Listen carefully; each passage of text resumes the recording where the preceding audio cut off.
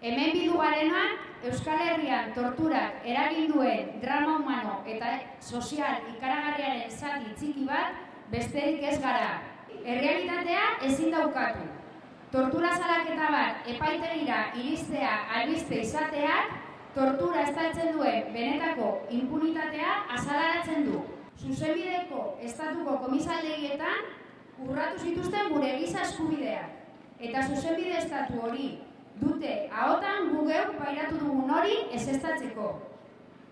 Zuzenbide estatu hori da, herritar guztion giza eskubideak bermatzearen ardura du. Hain zuzen ere, gure giza eskubideak bermatu behar zituen, horixe izan da gure borreroa. Hori da arduradun politiko eta kargo publiko esanguratsu batzuk publikoki aitortzea ukatzen duten erradiografia lotsagarria.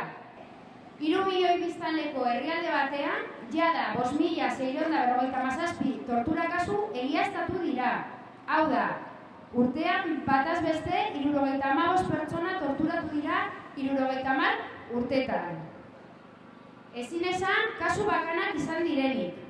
Datuek aditzera ematen duten errealitate zehatza da. Tortura praktika sistematikoa izan da atxiloketa zentroetan. Eta behar bezala diseinatutako egitura izan du euskarri.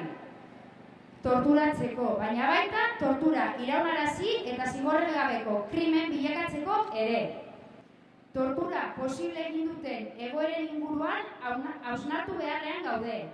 Izan ere, alde batetik inkomunikazioak eta bestetik forentze, epaile, komunikabide eta klase politikoaren jarrerak errealitate horren eragina ezeztatu duten bakoitzean, impunitatea ez ezik tortura bera ahalbidetu dute. Praktika horrek izan duen egiazko eragina argitzeko eta hortaz iragan argitzeko abian jarri diren ekimen guztiak txalotzen ditugu.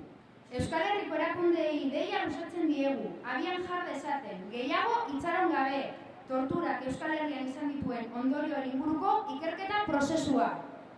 Fenomeno hau bere osotasunean aztertu behar da. Autoinkulpazioak edo besteak inkulpatzea barne, besteak beste. Neurri zehatzak hartzea eskatzen diegu. Bortizkeria horren biktima izan ginenongatik. Egia, aitortza, erreparazioa eta ez errepikatzeko bermeak. Gaurko agerraldia aprobetxatu nahi dugu, torturatu talde batek deitutako manifestazioari gure atxikimendua adierazteko. Manifestazioa datorren martxoaren 11 izango da, arratsaldeko 5:00 Bilboko plaza eliptikotik hasita.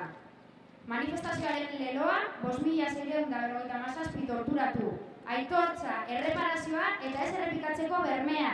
Hori izango da leloa. Euskal Herritar oro gonbidatu